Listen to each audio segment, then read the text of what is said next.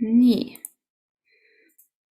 tere kõigile minu poolt ka siis veel kord, et oleme juba kahel eelmisel korral kohtunud. Esimene kord siis rääkisime nendest toitumise abimeestest, taldrikureeglist ja kuidas oma põhitoidukordi reguleerida ja nii edasi, et nendest alusteadmistest. Ja siis eelmisel korral rääkisime süsivesikutest ja kuidas kaalulangetuse siis aspektis neid süsivesikuid tasakaalustada. Ja täna on niisugune natukene, mis on tegelikult kõige keerulisem teema, on toidurasvad, aga ma kuidagi nagu proovisin natukene lühidamalt seda kokku võtta, seda toidurasvade tasakaalustamist menüüs, et kes on osalenud esimeses loengus, siis tegelikult seal ma ka juba põgusalt neid asju mainisin, aga kordamiseks on väga hea, et see on üsna keeruline teema, see toidurasvade teema.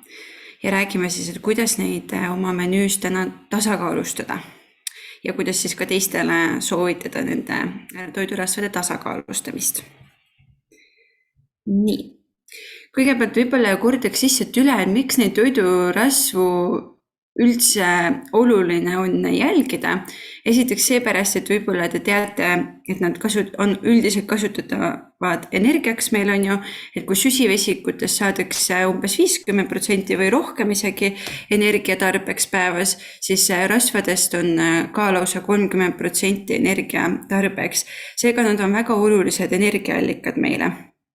Lisaks meie rakud. Väga suuresti meie rakkude tervis on seotud ju meie enda tervisega, on ju.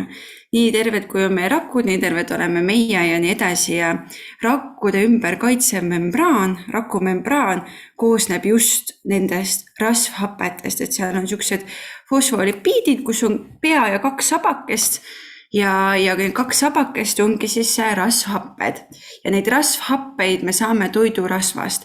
See on üks põhjus, miks ei ole tervislik süüa rasvavabalt, pidada rasvuvabu dieete ning kui üldine see toidurasvade osakaal peaks olema siuke 25-30% kogu päevasest energiast, siis alla 20 ja isegi see 20 on nagu juba pisut vähe ja alla 20 on juba ebatervislik. Et need rasvavabad dieedid või rasvavabad toidud, mida näiteks müüaksegi kui dieeditoodete või tervislikumate toodete pähe, ei ole tegelikult tervislikud ja nendest võiks pigem hoiduda. Ehk siis toidurasvu on meil vaja väga erinevateks asjadeks on ju ja samamoodi näiteks nendest just poluküllastumata rasvhapetest toodetakse siis niisuguseid vana nimega koehormoone, mis on reguleerivad erinevaid protsesse meie kehas, näiteks põletikuprotsesse, samamoodi verehüübimist on ju, veresoonkonna tervist ja üldse siis just niisugust südame ja veresoonkonna tervist ja põletikuprotsesse, ehk siis nad peavad olema meie menüüs kindlasti esindatud, nad on väga olulised. Kui me räägime toidurasvadest, siis see toidurasvade nagu üldtarbimine, see, et kas ma nüüd tarbin 25 või 35%, see ei olegi nagu niivõrd oluline. Oluline on see rasvhapete omavaheline tasakaal seal, mida me toidurasvadest saame. Et me saame küllastunud rasvhappeid, monoküllastumata rasvhappeid ja poluküllastumata rasvhappeid. Nende omavaheline tasakaal on oluline. Ehk siis, kui me jälgime ainult seda üldist toidurasvade tarbimist, siis me võime ju peamiselt saada oma me võime jääda sinna normitarbimispiiridesse, aga võib-olla meie peamised rasvhapped, mida me saame, on just küllastunud rasvhapped, et sööme väga küllastunud rasvhapete rikast toitu, kuid kahjuks küllastunud rasvhapetega liialdamine on seotud tugevasti tänapäeva haigustega, sealhulgas veresoonkonna haigused ja muu selline. Ja rasvumine ja nii edasi. Ehk siis me peame jälgima ka seda, millised on need rasvhapete vahekord. Et täna ma räägingi teile just, et kuidas mida tuua oma menüüsse, et oleks siis neid häid nii-öelda, tegelikult on kõik head, kõike on vaja, aga nüüd rohkem on vaja neid monoküllastumata rasvhappeid ja poluküllastumata rasvhappeid, et kuidas neid nagu rohkem enda menüüsse tuua. Mida see korra hästi lühidalt lihtsalt ütlen üle, et mida see küllastunud rasvhappe tähendab. Et muud ei tähendagi seda, et kui need süsinikusidemed seal on kõik küllastunud vesinikuga, ehk siis ta on niisugune sirge.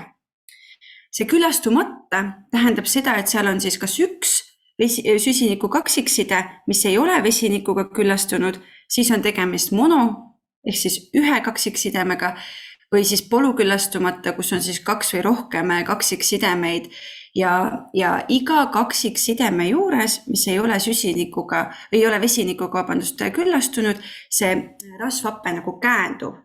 Ja kui ma rääkisin sellest rakumembraanist, siis seal ongi üks on sirge rasvhappe ja teine see niisugune kõver rasvhappe. Ehk siis meil on vaja ka küllastunud rasvhapped, sest rakumembraanis üks on küllastunud rasvhappe ja teine on küllastumata rasvhappe.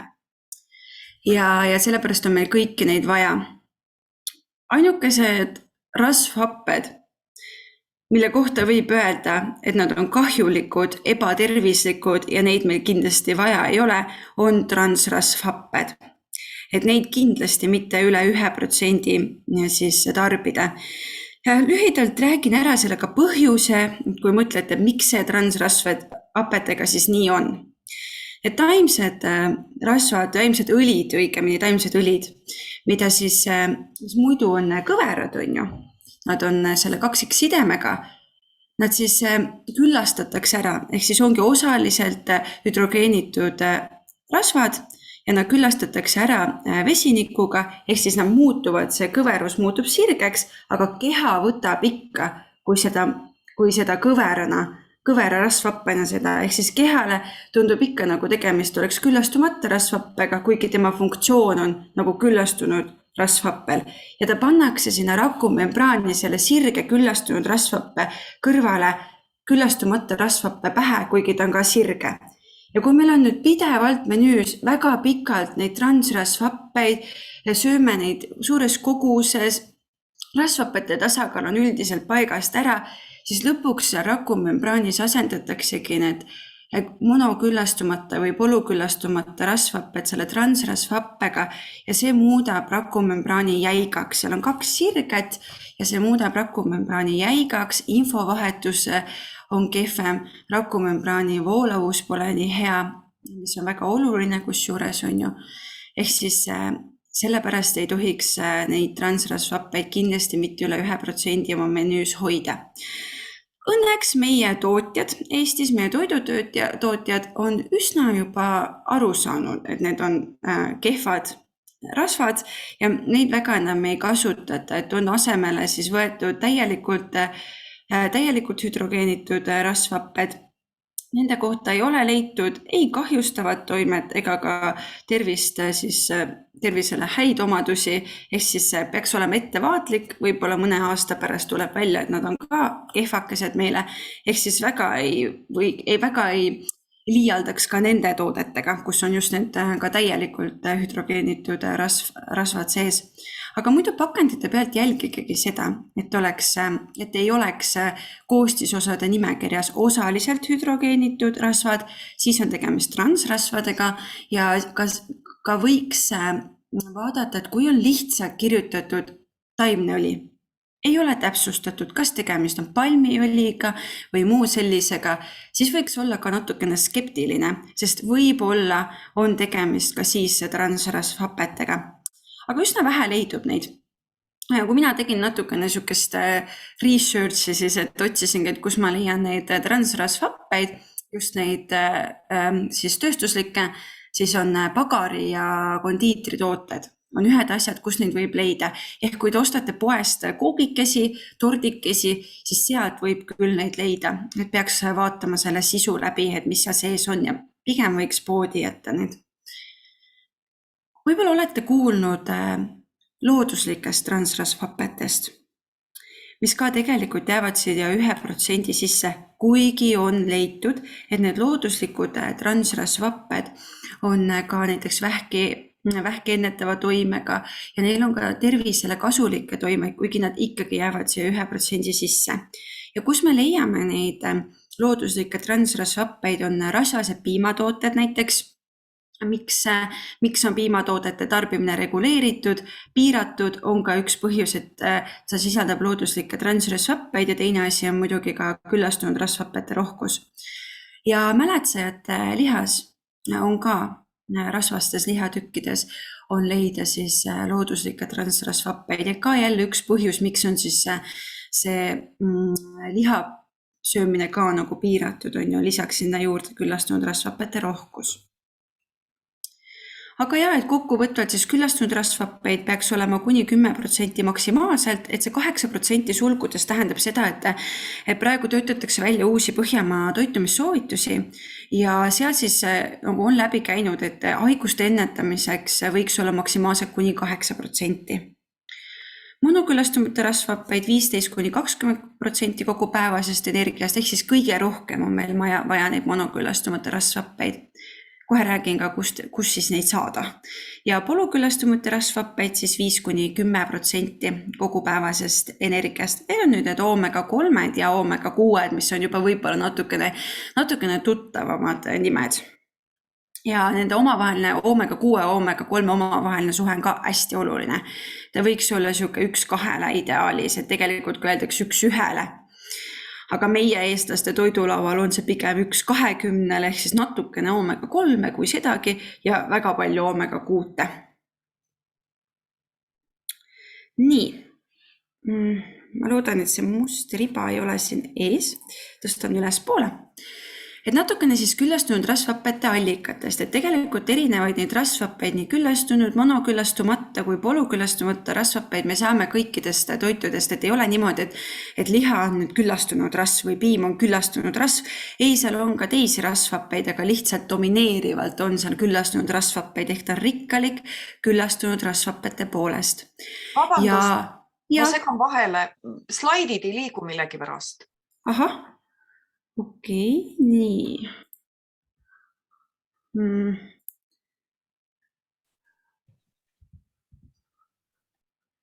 Kui ma niimoodi väiksena hoian, siis liiguvad, jah? Ta oli enne ka väike, aga siis lihtsalt ei liikunud. Me näeme kogu sinu ekraani ülevalt ka neid ääri. Väga huvitav. Ta ei ole pannud eraldi seda powerit, sa oled kogu selle ekraani sharingu pannud. Kui sa võtad share screen, siis ma ei saa võtta praegu, kuna ma salvestan. Nii, vahetsin ära. Ei, ikka on sama. Ka nüüd ei liigu või? Ei, nüüd liigub. Käsitsi liigub. Aga kui ma suureks teen? Meil ei lähe lihtsalt suureks. Ahah, okei. Aga ma teen niisuguse triki korra. Kui sa paned Elina kõrvalt selle side by side gallery, siis tal tuleb suurelt. Ülevalt paremalt ekraani pealt view ja võtad see side by side gallery ja siis ta tuleb suurelt ja meie jääme äärde väikselt. Aga nüüd läks suureks nagunii. Aga kas slaidid liiguvad praegu? Jaa. Liiguvad, okei, väga hea, suurepärane. Siis tahtsin piima tarbimissoovitustest rääkida siin, piima ja lihatoodetest. Kui me räägime küllastunud rasvhappete rikastest toitudest, siis eeskätt ma mõtlengi just loomseid toiduaineid, sest loomsed toiduained on paratamatult küllastunud rasvhappete rikkad. Ja siia lähevadki siis näiteks piimatooted. Et kuidas oma piimatoodete tarbimist hoida siis haigusi ennetava toitumissoovituste järgi siis on ju, et oleks haigusi ennetav toidulaud ja tervislik toidulaud.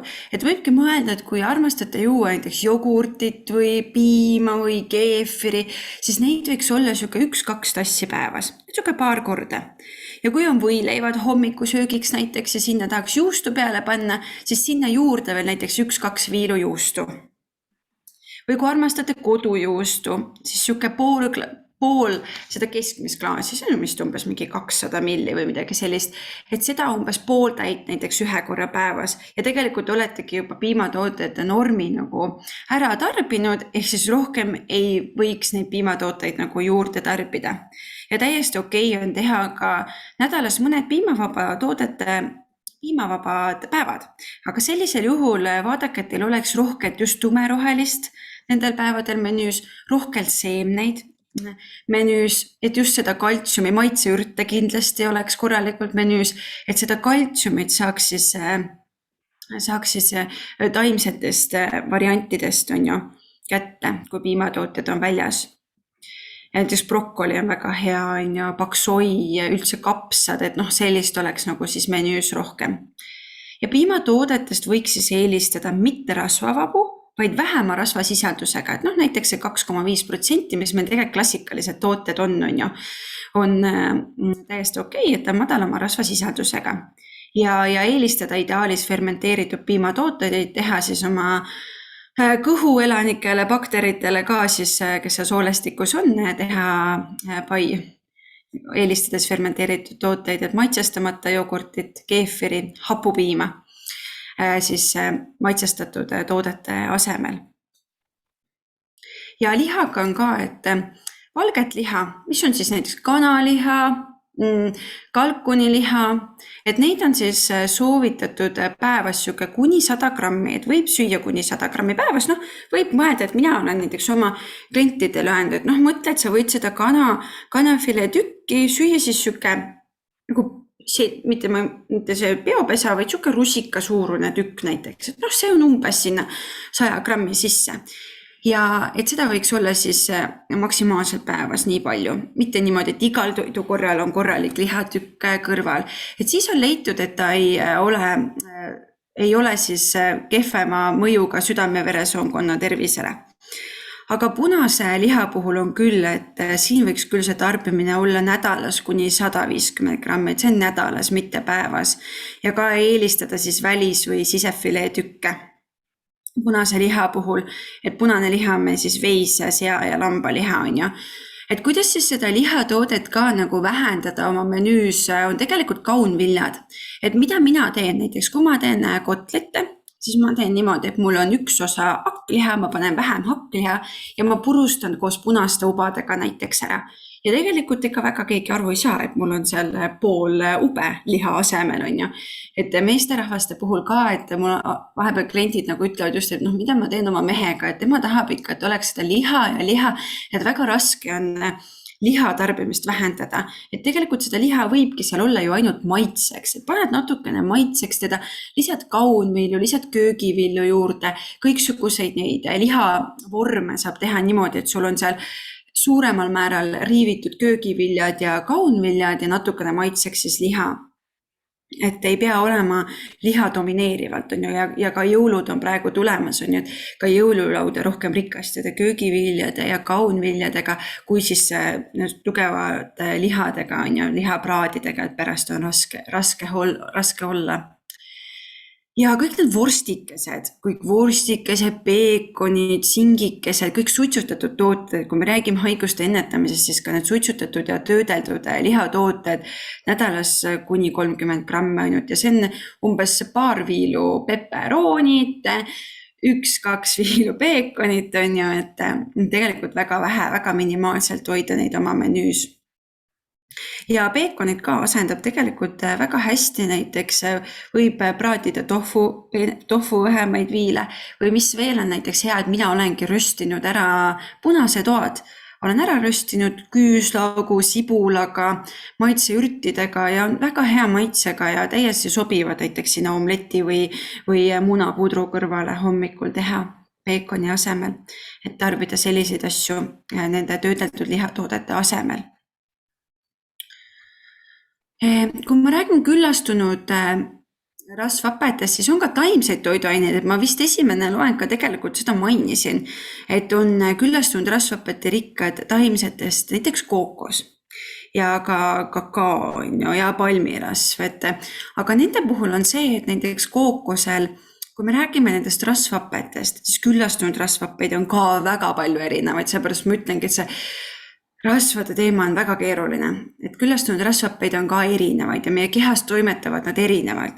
Et kui näiteks sealihas on peamiselt siuksed pika ahelaga küllastunud rasvhaped, mis seeduvad raskemini, nad vajavad karnitiini, et pääseda rakkudesse ja seal siis moodustatakse nendest energia ja nii edasi, on ju, et nad vajavad nagu rohkem vaeva. Aga need keskmise ahelaga rasvhaped, mis on siis rohkem kookosrasvas just domineerivalt, nad ei vaja abilisi, et muutuda siis energiaks ja nii edasi, et nende seedimine käib kiiremini, energiat saadakse nendest kiiremini ja sellepärast on siis kookose küllastunud rasvhaped nagu pisut parema mõjuga kui need sealihas olevad pika ahelaga rasvhaped. Lisaks domineerivalt on just siuke rasvhappe, küllastunud rasvhappe, see kookosrasvas nagu lauriinhappe, mida leidub ka meie emapiimas.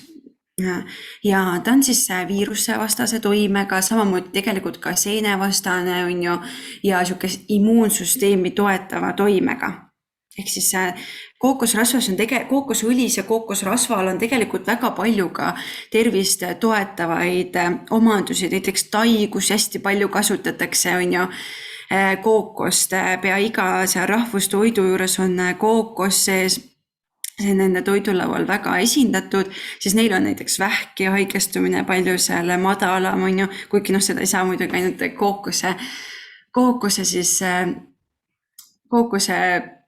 kookosele siis panna seda au, on ju, et sellepärast see nii on, vaid lihtsalt see võib olla üks asi seal.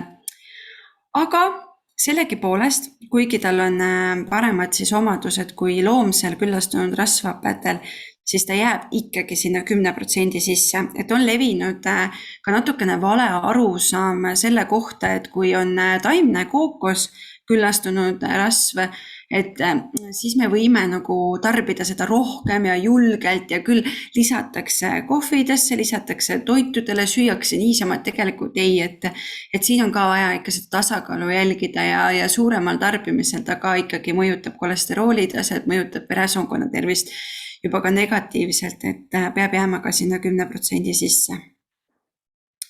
Ja munaga ka, et muna, räägin ka sellest toitainelisest koostisest kohe, et muna puhul on ka see, et siuke terve inimene võib julgelt süüa kuni 4 muna nädalas, et ei juhtu midagi, et kuigi ta on väga kolesteroolirikas, siis ei ole leitud, et tervel inimesel, kellel pole probleeme kolesterooli tasemega, kes ei ole diabeedik, tal ei ole südame-veresoonkonna haigusi, tal ei ole mõjutanud see muna kolesterooli kõrge tase siis kolesterooli näitajaid. Ehk siis see muna hea toitaineline koostis siis natukene kompenseerib seda tugevat kolesterooli sisaldust seal. Ehk siis kui 4 muna nädalas on täiesti normaalne. Lihtsalt nii liha kui munatoodetel proovige eelistada mahedaid vabapidamised. Seal on ka siis see rasvhappeline koostis pisut parem ja samuti on ka see toitainete sisaldus nagu suurem nende loomade produktidel, kes on siis vabapidamisel. Ma lihtsalt tahtsin teile tuua natuke liha toitainelist koostist sellepärast, et võib-olla kui ma räägin siin, et see peab olema piiratud, see on rikkalik küllastunud rasvhapete poolest, et võib-olla tekib nagu pisut hirm selle lihatoodete ja üldse liha tarbimise juures on ju, et tegelikult on liha väga toitainete rikas. Ja tervislikud on näiteks ka väga siseelundid, et mida hullud kardetakse, on maks. Et levib siuke müüt, et maksa ei tohiks süüa, et sinna on kogunenud toksiinid. Tegelikult ei ole see õige jutt. Et maksas on täpselt sama palju meie kehas siis ringlevaid toksiine kui teistes lihatükikestes. Et ei ole maksas rohkem, et maks ei ole depoo meie toksiinidele, vaid ta on depoo väga paljudele toitainetele. Seal on rauda palju, B-grupi vitamiine palju, ehk siis vahepeal tuua siuksed siseelundid ka menüüsse on väga hea ja maksa kohta võiks öelda täitsa supertoit. Ja liha ongi, ta on B-gruppide vitamiinide rikas, mineraalainetest on palju tsinki, on rauda palju, on seleeni palju, kaaliumit, kroomi, fosforit ja valge liha on siis näiteks magneesiumi rikas, ka veise- ja lambaliha. Mis ma raua puhul tahtsin öelda, et kui võib-olla võrrelda näiteks ütleme mõne taimse, mingi kaunvili näiteks või maitseürdid või midagi, mis on ka hea taimse raua sisaldusega ja võrrelda näiteks lihaga, siis võib tunduda, et lihas on nagu vähem, punases lihas näiteks, kui taimses ja võib tekkida natukene küsimust, et kuidas siis saab öelda, et lihas on nagu hea rikkalik rauasisaldus ja parem kui taimsetes, et tegelikult siin on lihtsalt see imendumise teema, et lihast imendub palju paremini see raud kui taimsetest allikatest, et taimsete allikatega tuleb pisut mängida, tuleb kombineerida seal C-vitamiini rikka toiduga ja nii edasi, et loomse raua puhul nagu on see imendumine parem. Et sellepärast siis soovitatakse just liha tarbimist, kui on rauapuudusega probleem. Nii, aga jah, et võib muidugi liha tarbida, lihtsalt ta peab nende kogustega olema nagu mõõdukas, et jääma nende tarbimissoovituste piiridesse. Tahtsin natukene muna toitainelises koostises ka rääkida, et lihtsalt need on ka siis muidu küllastunud rasvhaped, rikas kolesteroliilikas, et tegelikult on ka siin neid monoküllastumata rasvhappeid ja polüküllastumata rasvhappeid, aga peamiselt ongi muna silma paistnud on oma kõrge kolesteroolisisaldusega ja sellepärast võib-olla natuke saanud negatiivset tähelepanu. Aga nagu ma eelnevalt juba mainisin, et kui ei ole mingeid terviseprobleeme, siis võib vabalt julgelt seda muna tarbida. Lihtsalt jälle eelistada seda mahemuna on ju.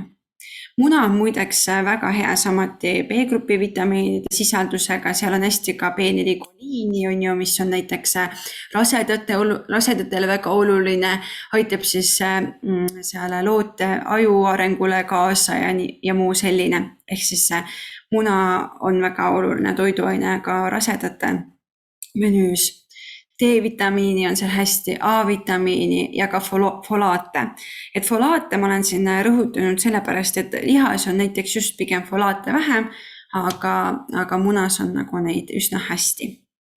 Mineraalainetest on siis fosforit, mis on meie energiasüsteemides väga oluline, energiatootmissüsteemides, raud, samuti seleeni, mis on siis on ju immuunsust tugevdav, ka tsink immuunsust tugevdav, joodi on hästi, mis on siis kilpnäärme tervisele on ju oluline, ehk siis ka tegelikult väga toitainete rikas ja suurepärane toiduaine. Ja lisaks sellele on ka väga täisväärtuslik valguallikas. Ma natuke hiljem räägin ka sellest valgust mõne sõnaga, et see täisväärtuslik valguallikas tähendabki seda, et kui me sööme toiduvalku, siis me saame sealt aminohappeid, millest siis keha toodab ise kehavalke ja nii edasi. Ja meil on vaja sealt toidust saada just asendamatud aminohappeid. Ja kui me räägime, mis on täisväärtuslik valk, siis täisväärtuslik valk ongi see, mis sisaldab eraldi lahti võetuna vajalikus koguses meile olulisi asendamatuid aminohappeid korraga. Ja muna täpselt see ongi. Munas on olemas kõik vajalikud asendamatud aminohappeid, mida meil on toiduga vaja saada. Vastupidiselt siis taimsete valguallikatele, mis ei sisalda korraga kõiki asendamatud aminohappeid ja seal me peame rohkem kombineerima erinevaid taimse valguallikaid. Monoküllastumata rasvhapped. Nüüd hakkamegi rääkima nendest küllastumata rasvhappetest, mida võiks olla domineerivalt meie menüüs on ju rohkelt. Et nagu siin pildi pealgi on näha, siis on peamised küllastumata rasvhappede allikad on pähklid, on ka seemned, avokaado, oliivid, oliiviõli ja polüküllastumata rasvhappede rikas on siis just kala ja mõned seemned ka, et sellest kohe räägin. Et siia on toodud ka pildi peale kalaõli lisand juurde, et see on siis sellisel juhul väga hea võtta, kui meie menüüs ei ole kala, et siis on täitsa soovituslik võtta seda kalaõli lisandit juurde. Ja kõige parem oleks võtta tegelikult niimoodi, et võtad nii nagu sa sööksid kala. Suurem annus näiteks 3 korda nädalas on ju. Aga nende monoküllastumata rasvhappede rikkad muidu, mis kõige rohkem peaks olema meie menüüs ongi oliivid, samamoodi oliiviõli, ka pähklid, avokaado ja ka nendest valmistatud õlid. Et pähkliõlid, näiteks Kreeka pähkliõli on olemas ja avokaadoõli on ka, aga avokaadoõliga on see, et on natukene nagu omapärase maitsega, kuigi ta on väga hea näiteks kuumataluvusega ja sobib väga hästi kõrgemateks kuumutamisteks, et kus on vaja kuumutada kõrgema temperatuuriga, et siis on avokaado õli väga hea, aga ta ongi natukene omapärase maitsega ja minul on just pigem nagu kliendid öelnud, et väga ei meeldi see avokaado õli. Ehk siis avokaado võiks oma menüüsse võib-olla siis tuua pigem just värskel kujul. Et kuidas avokaadot siis tarbida ju väga suurepärane võileivamääre.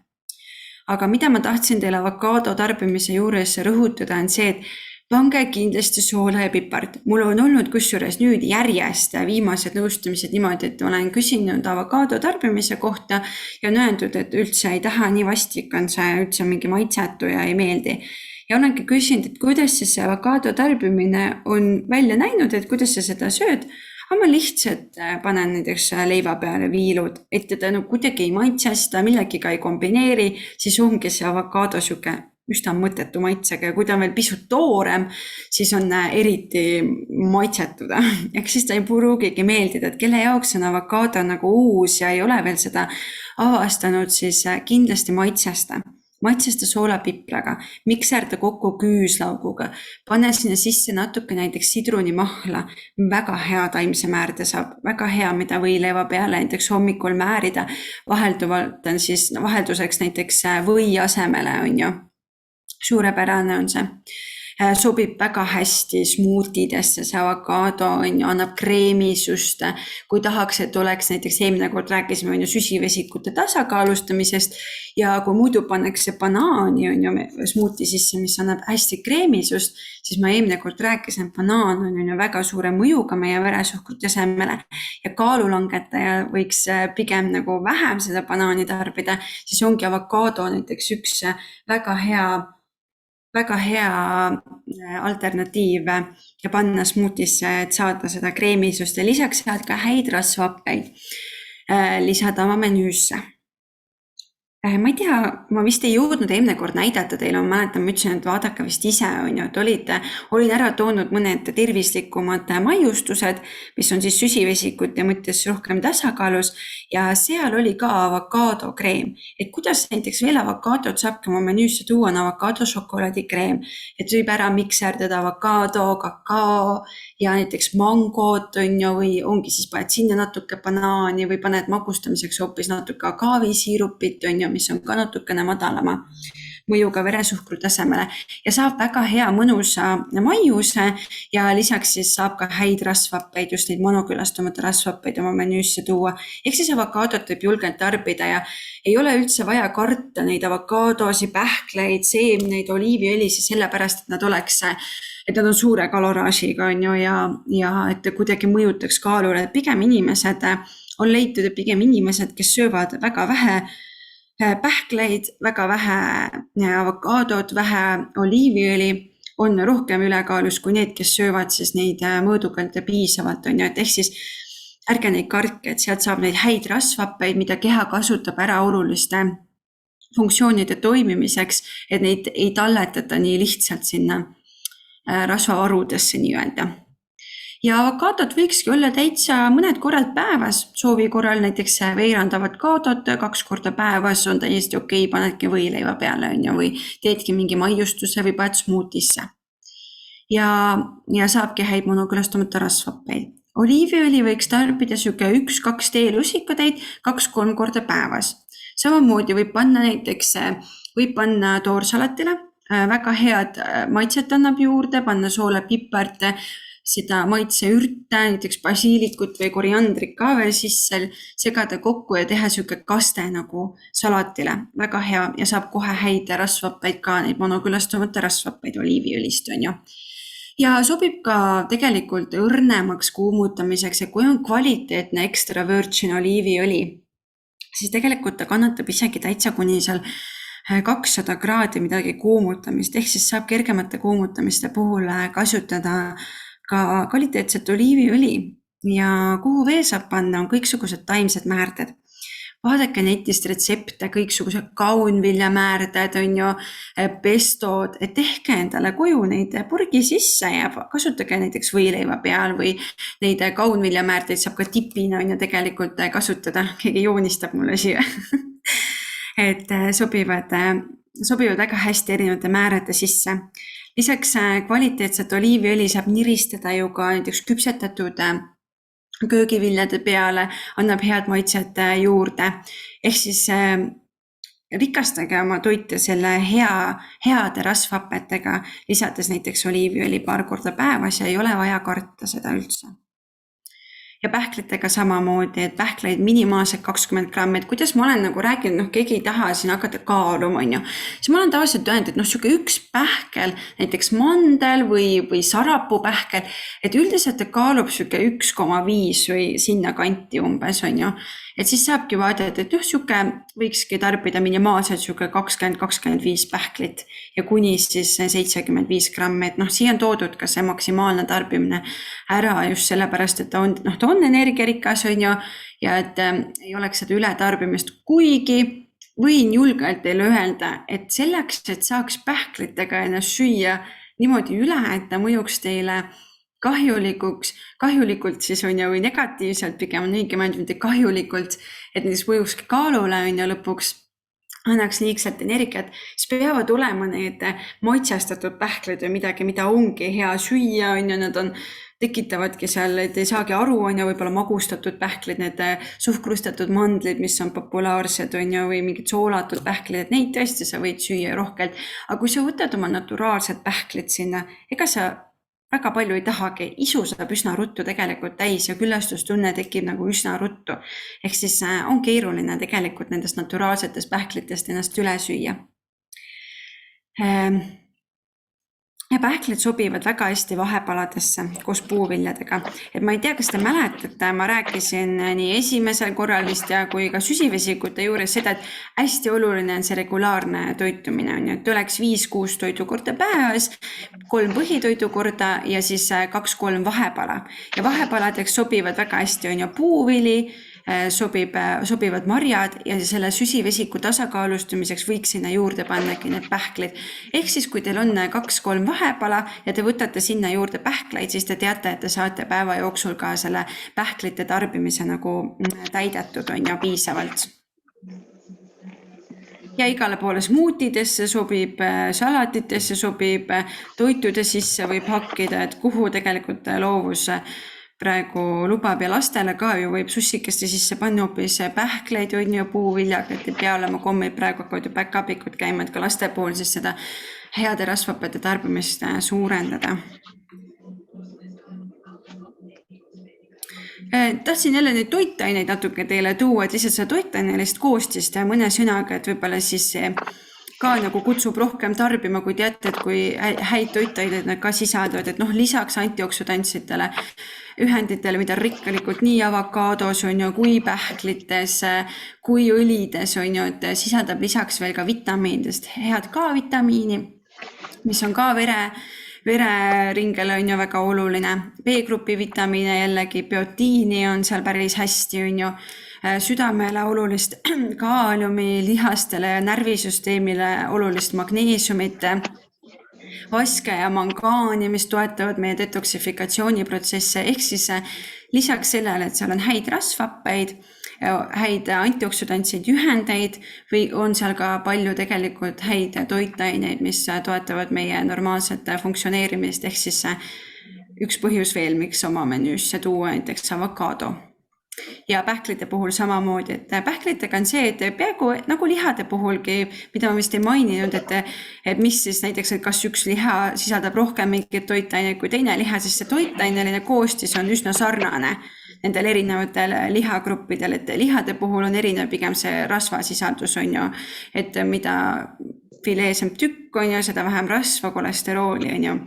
Ja pähklitel on sarnane teema, et nad on üldiselt üsna sarnase toitainelise koostisega, et mõnes on midagi natuke rohkem kui teises on ju, aga peamiselt need on ka B-grupi vitamiinide rikkad ja E-vitamiini rikas, mis on ju väga tugev antioksüdant. Just need rakumembraanid, näiteks seal olevad rasvhapped on väga õrnukesed ja kui meil on oksüdatiivne stress on ju, siis väga lihtsalt nad kahjustuvad seal, need rasvhapped ja E-vitamiin on siis üks see, kes seal kaitseb neid õrnu rasvhappeid. Need on väga oluline meie toidulaual saada toiduga. Mineraalainetest on siis ka magneesiumi palju, mangaani palju, fosfori palju. Parapähkel on see näiteks, kui teil on seleeniga siin näiteks mingisugune puudus, et teil jääb seleeni natukene puudu menüüst ja te olete ise näiteks oma menüüd analüüsinud ja tahaksite seleeni sisaldust tõsta, sest seleeni lisandeid on nagu ohtlik niisama võtta, on ju, aga tahaks toiduga seleeni juurde tarbida, siis tegelikult parapähkel on väga hea seleeniallikas ja paistab sellega hästi silma, et 2 parapähklit päevas on täitsa hea seleeniallikaks.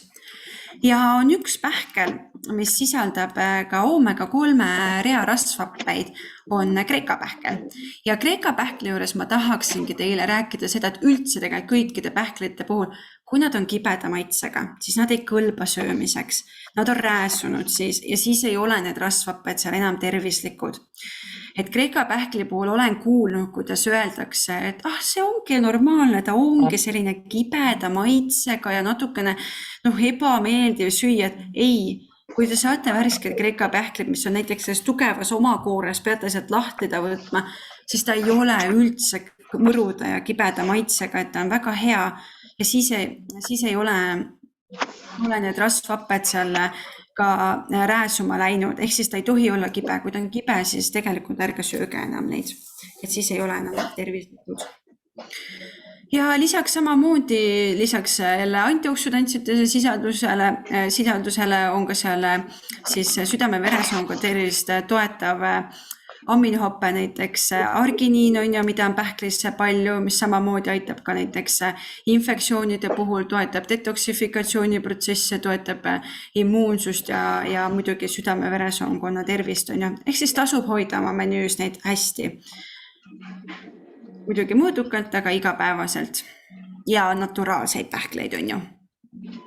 Ja eelistatult siis jälle võiks ka olla mahedaid pähkleid, et näiteks hea koht, kus on tellida, kus mina olen tellinud, on see armastusest, oli minu meelest armastusest.ee, et seal on ka nagu mahedaid pähkleid ja päris hea, et ma siiamaani ei ole veel sealt saanud rääsuma läinud, aga muidugi neid suuri pakke on vahepeal hästi riskantne tellida, sest mis siis ongi, kui seal on näiteks rääsuma läinud või hallitusmaitse juures, et tahan nagu ära ka visata seda suurt pakki, et siis ongi siuke dilemma, mida teha. Ehk siis pigem võib-olla väiksemates pakkides neid pähkleid tellida endale. Natuke lihtsalt oliiviõlist tahtsin juurde rääkida, et kui me lähme poodi, siis meil on õlide valik üldse seal väga suur on ju ja mida me siis võiksin vaadata näiteks oliiviõli valimise juures. Tegemist võiks olla kindlasti extra virgin oliiviõliga, siis see natukene nagu annab märku, et ta on kõrgema kvaliteediga. Et kui vahe vaadatagi, et üks on extra virgin, teine on virgin, et mis vahe neil on, siis virgini puhul ongi tegemist kehvema kvaliteediga valmistatud oliividest õli ja selle tootmisel võib olla siis mõningaid siukseid, ei ole nii range see tootmine seal kui extra virgin oliiviõli puhul, ehk siis seal võib see toitainete sisaldus olla kehvem, antioksidantide sisaldus ja see kvaliteet nagu halvem, et extra virgin oliiviõlil on nagu parem kvaliteet. Ja võimalusel eelistada mahemärgistusega toodet või siis oliiviõli, mille puhul te teate, kust ta tuleb, millisest kasvandusest ja nii edasi on need oliivid on ju. Sest oliivid on ka see, et kui neid seal keemiaga kasvatatakse, siis nad ka nagu võtavad päris hästi endasse seda keemiat ja võib siis ka olla nagu siukse negatiivsema mõjuga, kui rohkelt tarbime on ju oliiviõli ja ei ole näiteks mahemärgistusega oliiviõli. Kus mina väga head oliiviõli saan ja vahepeal isegi täitsa värsket oliiviõli selle aasta pressi on ja mul kusjuures praegu täna just tuli sõnum, et mulle saadeti selle aasta press oliiviõli, extra virgin oliiviõli, ta on nii head. Neil on tugev maitse, lõhn, kena rohekas värvus on ju ja see natukene kurku kraapiv omadus siis, kui seda oliiviõli tarbida on ka väga hea, et see näitab, et seal on väga palju antioksidantseid ühendeid, ta on kvaliteetne õli, ta on toitainete rikas õli. Et muidu ma tellin myitali.ee lehelt ja seal nad ise otse toovad Itaaliast seda oliiviõli ja muid tooteid ka. Et lisaks siis sellele antioksidantsetele omadustele, mis seal oliiviõlis on ta ka hea näiteks E-vitamiini, A ja K vitamiini poolest, et E ja A vitamiin on jälle hästi ka ise väga tugevad antioksidantid on ju. Ehk siis hoidke oliiviõli igapäevaselt oma menüüs. Te saate sealt väga häid monokülastumata rasvhappeid ja toitaineid ja südame-veresoonkonna tervist kaitsvaid toimeid. Aga eelistage siis jah, nagu kvaliteetset õli. sest kvaliteetne extra virgin oliiviõli kannatab, nagu ma ütlesin ka juba natukene kuumutamist, et sellega võib teha ka süüa. Mina teen, aga ma ei aja suitsema, et oluline on see, et ei ajaks suitsema, on ju. Et kui ta suitseb, siis on juba seal tekivad need vähki tekitavad ühendid, et seal on juba reaktsioonid, on ju, et siis ei ole ta enam hea sulle. Et vältidagi seda suitsema minemist. Aga jah, ongi see, et kui sa ostad kvaliteetse oliiviõli, siis võib-olla lihtsalt vahepeal on see, et nagu väga ei raatsi nagu seda praadimiseks kasutada.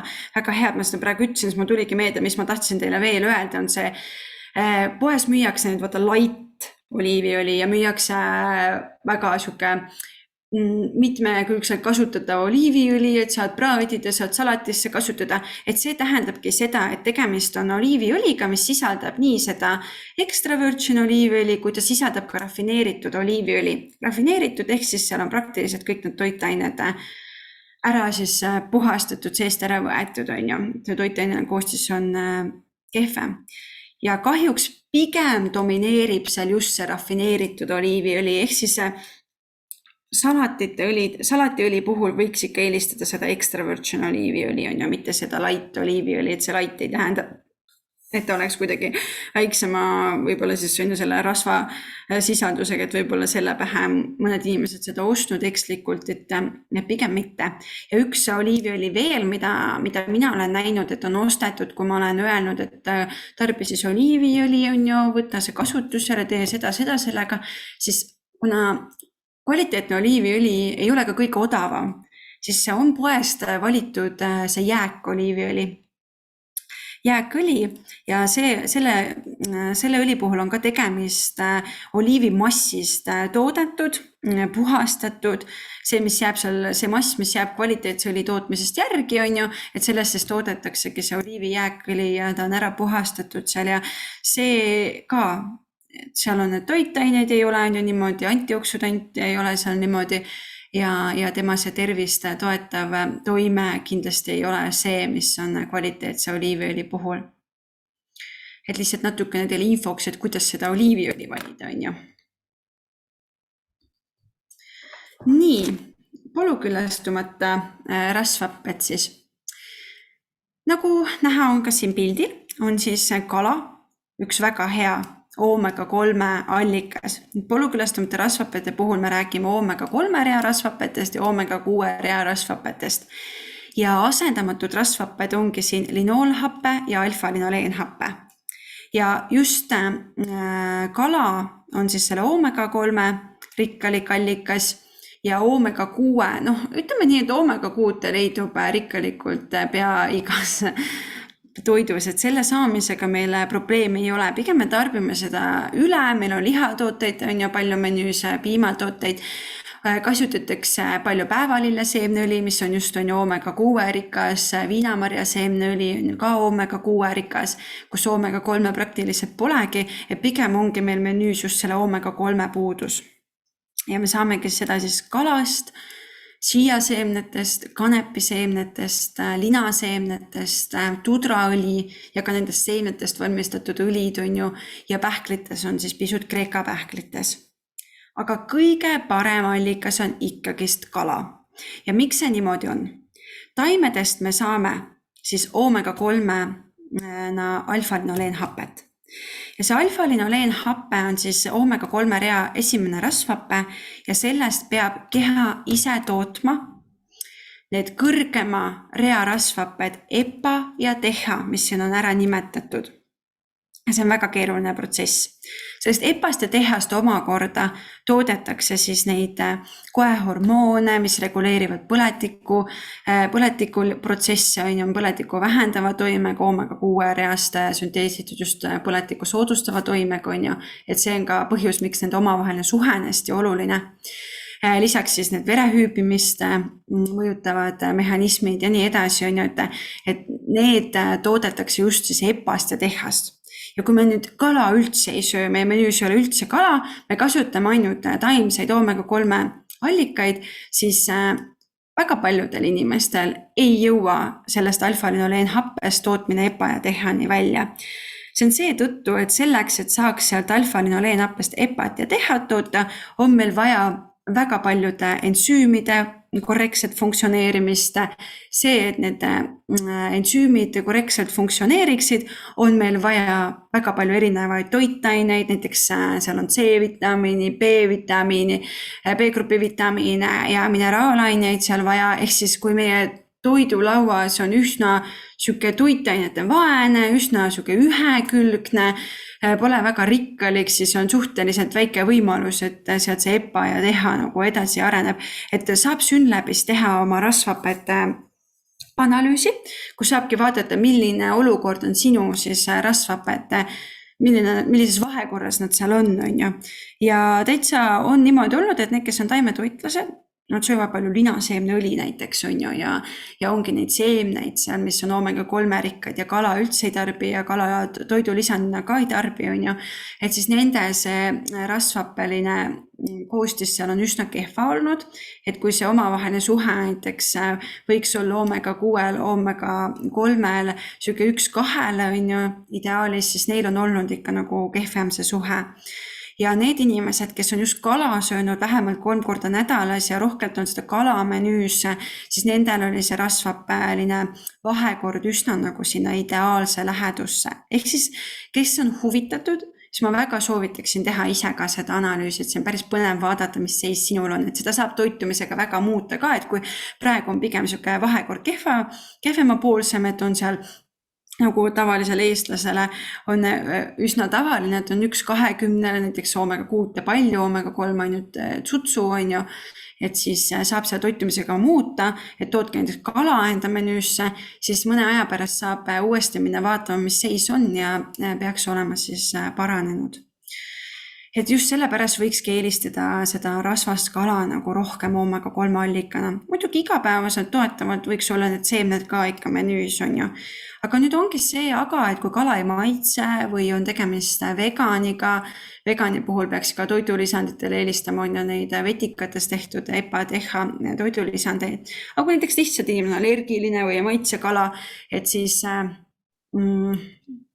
võiks kasutada toidulisandina kalaõli. Muidugi allergia puhul, vabandust, seda peab vaatama, et siis ei saa ka seda kalaõli lisandit kasutada, et siis on ka sealt vetikatest niimoodi ilmselt. Aga lihtsalt ütleme, kui ei maitse, ei tee, siis võiks see kalaõli lisand olla menüüs just sellepärast, et saaks nagu seda EPA-t teha ka korralikult ja seda kalaõli lisandit võiks siis võtta nagu sööks kala on ju. Näiteks 2-3 korda nädalas. Rasvast kala just. Ja näiteks see rasvase kalaga ongi see, et müüakse odavalt neid filee, neid ääretükke, ma ei tea, kui ma liigutan, siis võib näha neid ääretükke, mis ongi just see hea rasvane koht on ju.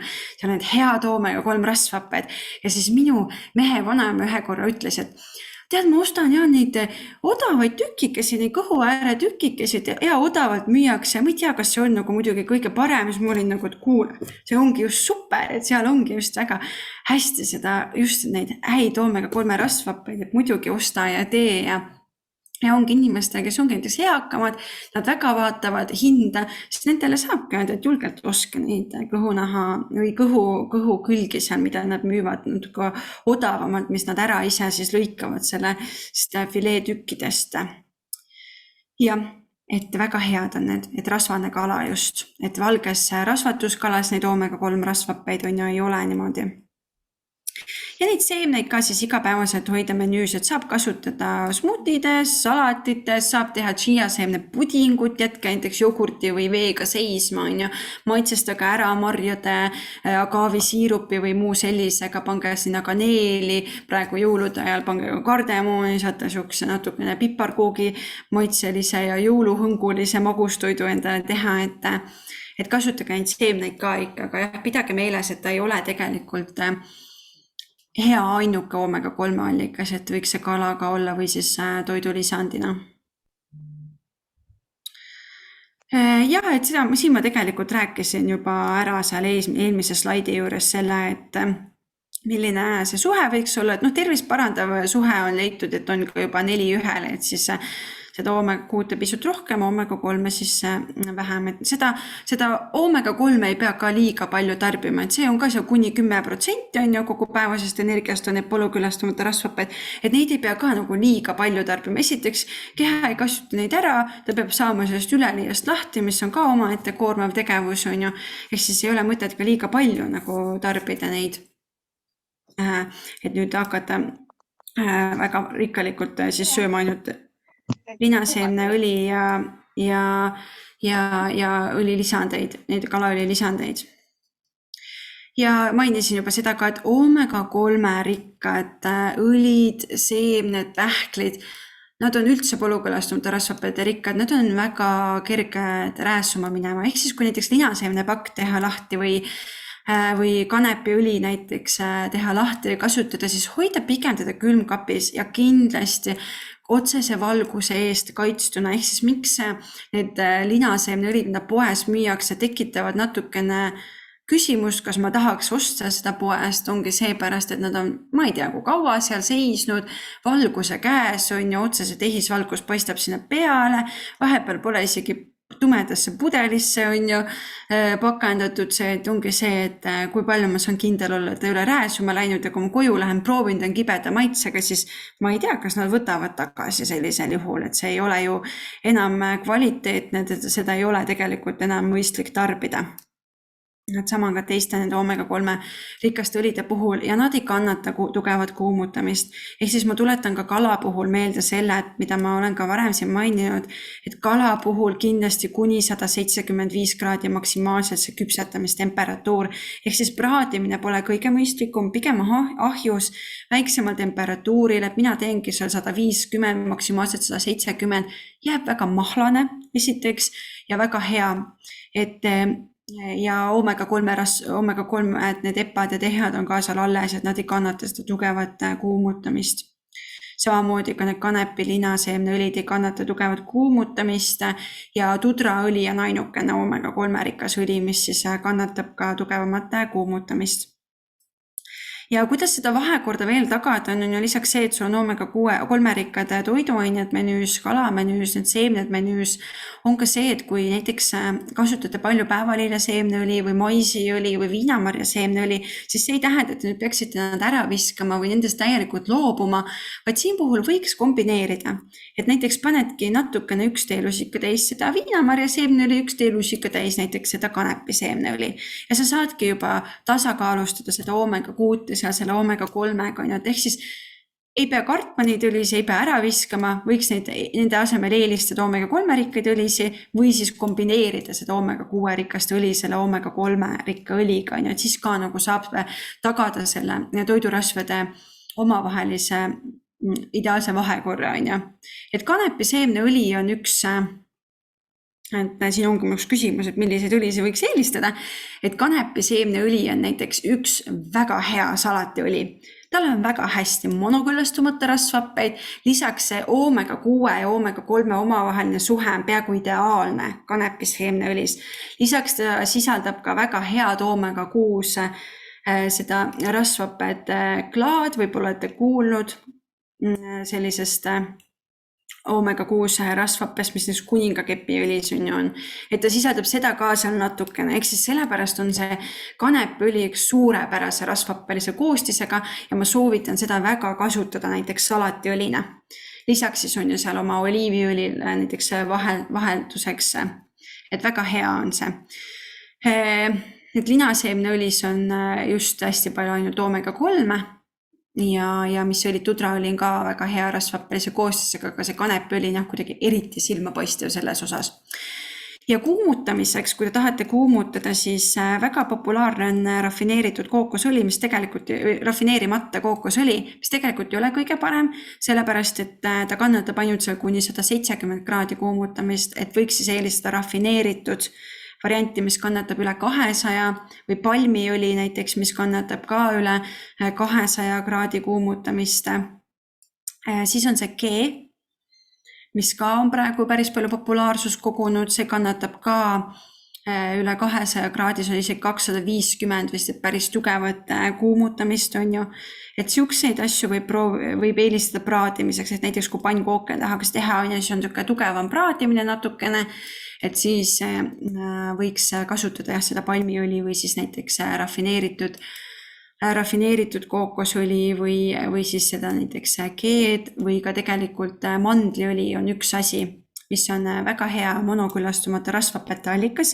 Lisaks tal ei ole nagu seda spetsiifilist maitset võrreldes oliiviõliga ja ta kannatab üle 200 kraadi kuumutamist. Ehk siis ka seda võib kasutada küpsetamiseks ja võib-olla laste puhul, kes ei taha seda oliiviõli selle spetsiifilise maitse pärast, sobibki see oliiviõli nagu asendada seal lastele selle mandliõliga. Et siis saab neid häid rasvhappeid, häid omadusi sealt ja ei ole siis seda spetsiifilist maitset. Ehk siis kindlasti ärge omega-3 rikaste õlisi kuumutage, kasutage rafineeritud palmiõli või keed või kookosrasva, mis on rafineeritud või kvaliteetset oliiviõli kergemaks kuumutamiseks on ju. Et need sobivad päris hästi. Mina peamiselt kasutangi seda kvaliteetset oliiviõli, aga ma ka tugevalt ei prae. Valenab. Ja ongi viimane jutukene, mis ma teile tahtsin rääkida, et on need toiduvalgud. Miks ma väga pikalt nende toiduvalkude peale ei peatun, sellepärast, et me ei ole praegu harrastussportlased, on ju, et ma ei räägi teile sportlaste kontekstist, ma ei räägi teile harrastussportlastest, et siin tavainimese puhul, kui sa sööd mitmekülgselt, nii nagu me oleme rääkinud selles esimeses loengus, teises loengus, sul on tasakaalustatud toitumine, väga mitmekülgne toitumine, regulaarne söömine, pead sellest taldriku reeglist kinni, on ju, siis valkude puudus sul ei teki. Valkude puudus tekibki pigem nendel, kellel on väga siis näiteks ütlemegi puuvilja rohke ja mul on olnud kogemusi, kus inimesed söövad näiteks peamiselt puuvilju ja väga lahjase köögivilju, lihatooted, piimatooted, kaunviljad, teraviljad on kõik väljas, on ju, et siis on nagu valgupuudus ja näljutamise puhul on ka on ju valgupuudus menüüs, aga keskmisel inimesel tegelikult valguga probleemi ei ole. Et pigem on see, et kui te loomseid tooteid üldse ei tarbi ja piimatooteid ka ei tarbi, siis võtke endaga kaasa siit täna see, et taimsete valkude puhul on väga oluline see, et te kombineeriksite erinevaid valguallikaid omavahel. Näiteks kaunviljad teraviljaga on väga hea kooslus, teedki mingi panniroa või teed salati, on ju, kus on näiteks quinoad ja kikerherned, on ju, teed need kaunvilja määrde, paned näiteks sepiku peale, et sellepärast, et näiteks teraviljas on ühed asendumatud aminohapped ja teisi pole piisavalt, mis on näiteks kaunviljas just piisavalt ja nad siis kombineerivad selle teineteist, et saaks kõik need asendamatud aminohapped kätte, mis loomses on muidu eraldi võetuna seal ühes lihas, piimas, munas olemas. Et kui te sööd loomseid tooteid, siis jälgige seda, et te kombineeriksite erinevaid valguallikaid, siis lisaks kaunviljale ja teraviljale on suurepärased taimse valguallikad ka pähklid, ka seemned, et neid võiks ka ikka korralikult oma menüüs hoida. Et igapäevaselt, nagu ma ütlesin, on ju, ehk siis seda pidage siin meeles just seda taimse valkude tarbimist. Nii, mõned kirjanduse soovitused, et mis mina olen teile rääkinud ka siin põhitõdede juures on tegelikult meie enda toitumisterapeutide assotsiatsiooni toitumisjuhised haiguste ennetamiseks, et keda rohkem huvitab see toitumise teema, võiks lugeda seal neid haigusi ennetavaid toitumisjuhiseid, ajakirja toitumisteraapia numbreid endale tellida, et enam paberkandjal pole, et saab vaadata toitumisteraapia.ee, et keda lihtsalt huvitab see nagu rohkem, et tahab rohkem see toitumiskohta lugeda, et kuna see toitumisteema on väga populaarne ja väga palju levib ka niisugust valejuttu ja müüte, siis ma tahtsingi tuua teile kirjandust välja, et teil oleks mingid tõenduspõhised allikad, et näiteks need toitumisjuhised on Eesti ja Põhjamaa ning Vahemere toitumissoovitustel baseeruvad ning tõenduspõhised. Ja samamoodi on Tervisekooli artiklid ja Anneli Sootsi raamatud, et praegu tal see üks raamat, see toidu tervistav toime on vist välja müüdud ja toiduainete tervistav toime on alles, et keda huvitab näiteks, miks mingi toiduaine on meile hea, et siis sealt on nagu hea lugeda, et siuke päris paks raamat.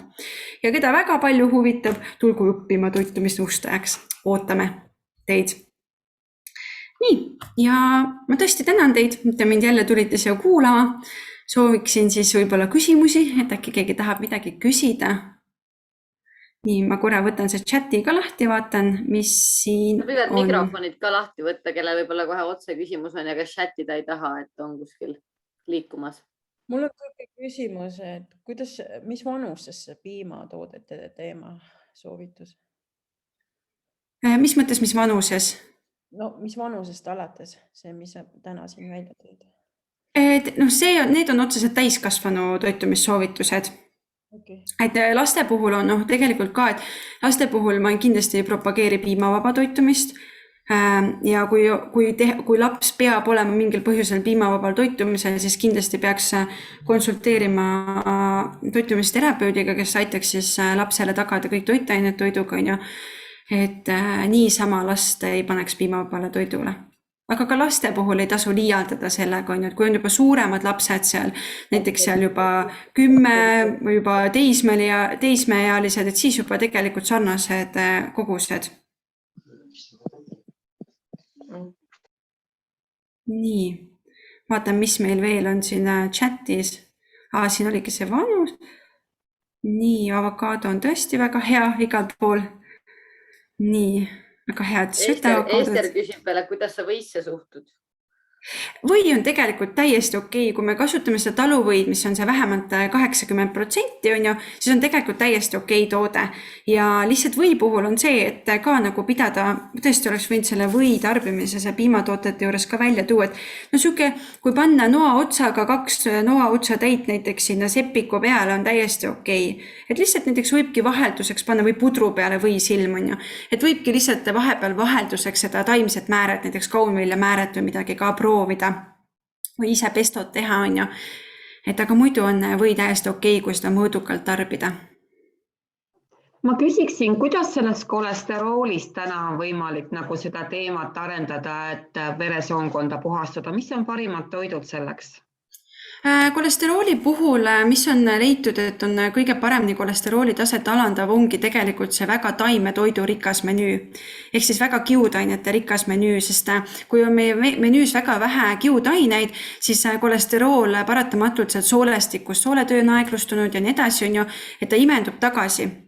Siis on ka väga raske selle kolesterooli taseme langetusega nagu toime tulla, ehk siis ta peab olema taimetoidu rikas ja kiudainete rikas ja kõige parem ongi selle loomsete toitude piiramine, et nende tarbimissoovituste järgi, nagu ma täna ka ütlesin, ja kui on kolesterooli tasemega probleem, et siis see muna tarbimine kindlasti on maksimaalselt 1 muna korraga ja nädalas võiks piirduda 2 munaga, mis on kolesterooli rikas.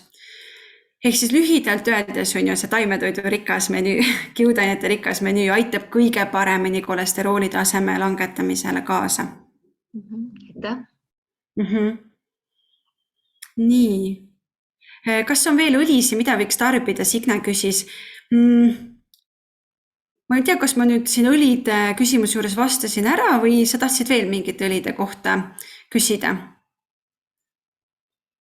Et oliiviõli on hea, kanepiseemneõli on super hea, mis on salatitele väga hea ja oliiviõli võiks ka olla iga päev menüüs ja kõik need teised õlid ka tegelikult, näiteks rapsiõli, ma vist rääkisin sellest ka esimene kord, et rapsiõli on tegelikult jumalast okei. Tal on ju oomega-3 ka täitsa olemas, aga lihtsalt miks rapsiõli ei soovitada näiteks praadimiseks ongi see, et ta kannatab ka kuumust ainult seal oli vist kuni 170 maksimaalselt, ehk siis üsna väike kuumataluvus ka, et sellepärast ei ole see rapsiõli nagu soovituslik niimoodi praadimiseks, kes tahab pangu salatisse, rafineerimata rapsiõli, miks mitte, on ka tegelikult okei. Võiks vähem siis eelistada päevalille seemneõli, viinamarja seemneõli, neid oomega-6 rikkaid õlisi võiks nagu vähem eelistada. Nii. Ja kalamata olen ka kuulnud, pidi olema ka väga hea oliiviõli, et soovitati siin. Ja mina olen lihtsalt ise harjunud sealt Mai-Italist tellima. Ja väga hea võimalus on tõesti see jahvatamine, see lina ja kanepiseemnete jahvatamine, et kuidas linaseemnetes saabki veel paremini seda toitainelist väärtust kätte, ongi just see jahvatamine, et väga paljudel inimestel tulevad nad nii tervena välja tagasi, et siis ei ole sealt väga palju kätte saadud, et siis see jahvatamine on väga hea mõte tegelikult ja just värskelt jahvatada. Nii, aga siis said küsimused otsa praegu, et võib-olla kas keegi soovib veel midagi küsida, midagi arutada? Küsimused tekivad hiljem võib-olla. Ja täpselt nii ta on. Ma panen nüüd selle recordingu kinni igatahes.